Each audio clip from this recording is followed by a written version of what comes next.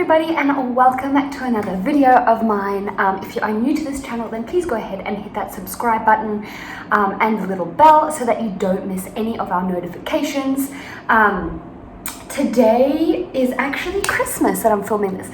I'm filming while my child is napping so that I have a chance to actually get a video out for tomorrow.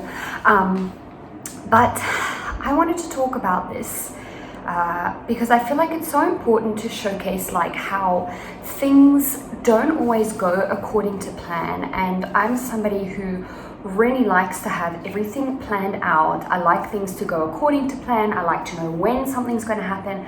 I'm not very spontaneous. I don't like things going wrong. I mean, I'm sure nobody actually does, but lately, this past month, we've had so many things go wrong, and it's honestly just been like triggering my anxiety so much and just getting me to sit down and really like think about things and the way that I do things and the way that I handle certain situations. So I'm going to start from the beginning. So as you guys know from my previous video, my application to reapply for my visa from within South Africa was actually declined. And that is where the first set of the three kind of big things that went wrong starts. That was like a really big stressor. I'll put that video in the link below if you want to go check it out, so you maybe know what's going on if you haven't watched any of my videos before. Yeah, so that basically means that we have to go back to Australia for a whole month to reapply, which is, yeah, it's stressful. Anyways, so that's the first thing that went wrong, and I told myself, like, this is gonna go wrong. Like, I know that they're gonna say yes, like, you know, I'm a good person, like, I haven't really, you know, done anything wrong on purpose, but no, that was declined. So that's the first step. Then 2 weekends ago, we actually went to the dam. If you follow me on Instagram, which you can find my handle here, I'll put it down below in case you want to go check it out.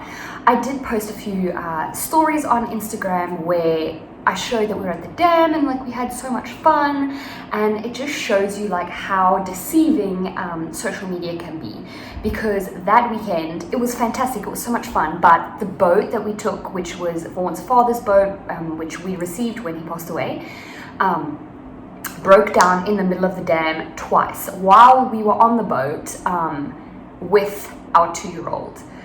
Thank goodness my mother-in-law and her partner were with us.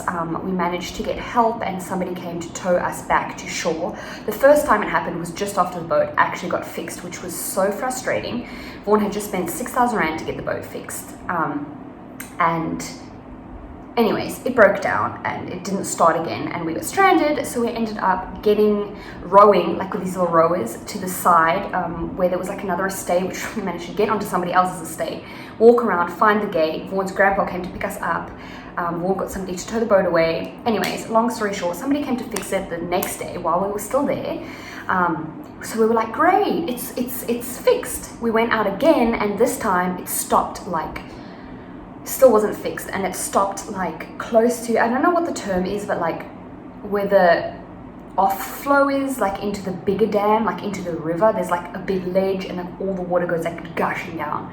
Anyways, we stopped about 200 meters away from that, and like the current is really strong, and like so it slowly like sucks you down that thing. And to be honest, I tried so hard to stay calm, but like inside, like my heart was racing so fast because I was like, oh my gosh, like I'm so irresponsible. How could I take our 2-year-old on a boat if we're not 100% sure everything's working? And I just felt so bad, and everybody was stressed. Like the 2 men were fighting.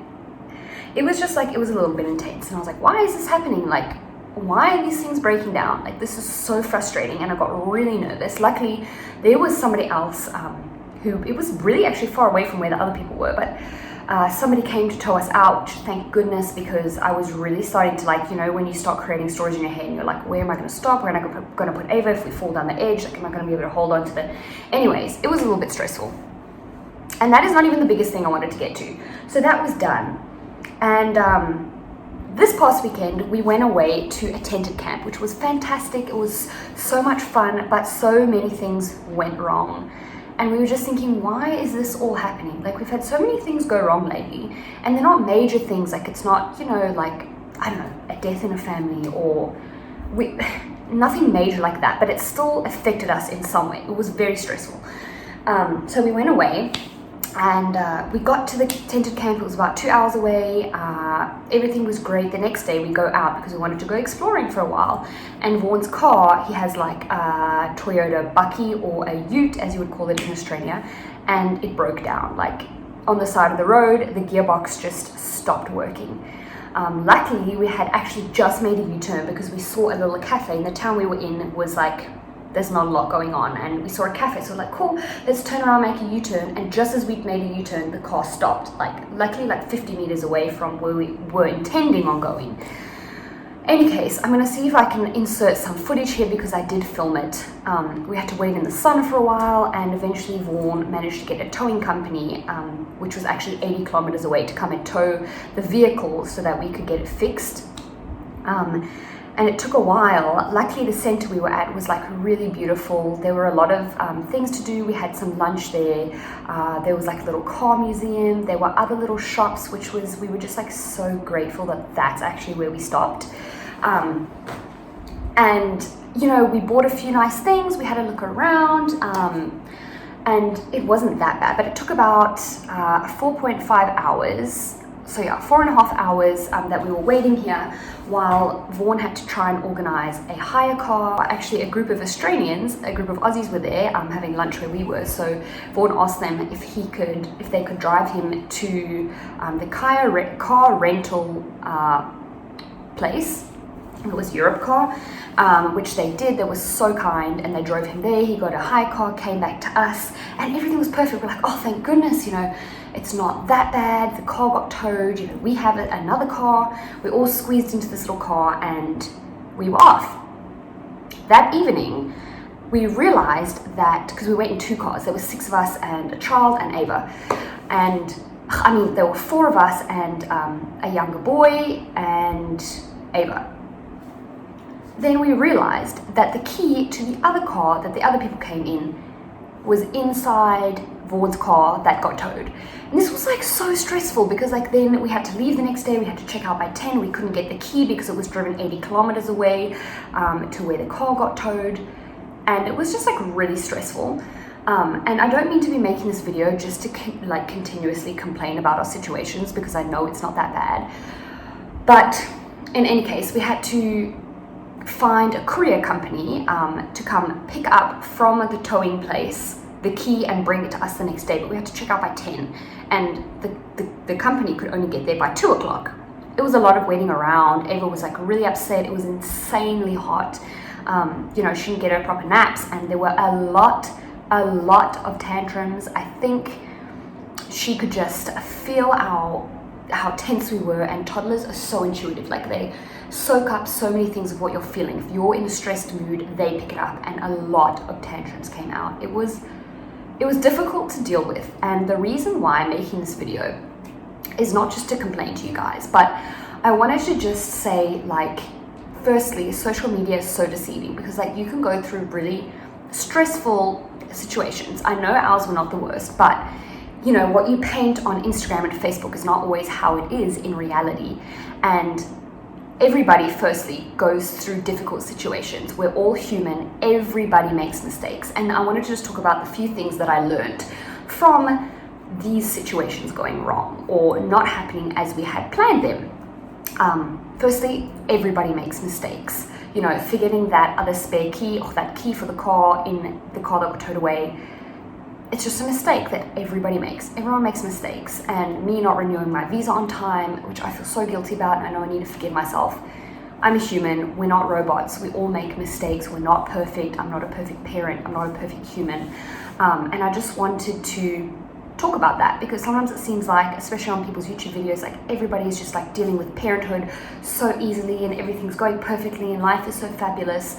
And behind the scenes, you can be going through a really stressful situation. And something I guess that is difficult for me to deal with is that things just don't always go according to plan. You can have a plan in your mind, and I'm a Virgo and I like to have things planned out. I like things to go according to plan, and it doesn't always happen. Like life is just not like that, unfortunately.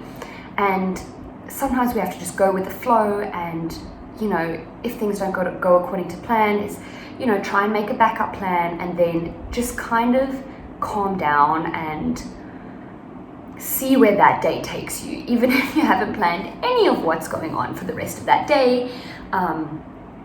Life is just so unpredictable.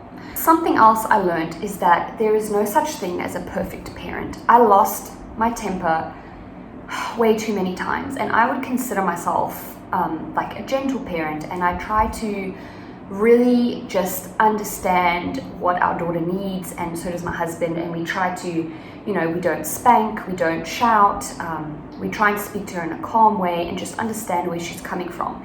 And especially when tantrums come, because a toddler has so many emotions running through them, and it's hard sometimes for them to be able to express those things, especially because their vocabulary isn't, you know, the way that ours is, and their critical thinking, and they just can't necessarily understand what's happening, and they have all these emotions that they need to get out, and that's what happens when they have a tantrum. And there were a lot of tantrums this weekend, and I think it's because us adults were also like running on all these high emotions, and she could feel that, and it was just really difficult, and I was really hard on myself, and I lost my temper a few times because, like, when a child has a tantrum, I don't know if you don't have a child, you may not know what it looks like, but they can throw themselves back like this. When you try and pick them up, they put their arms up and they wiggle themselves around, and it's just, they're screaming and they're shouting and pushing, and it can get really intense.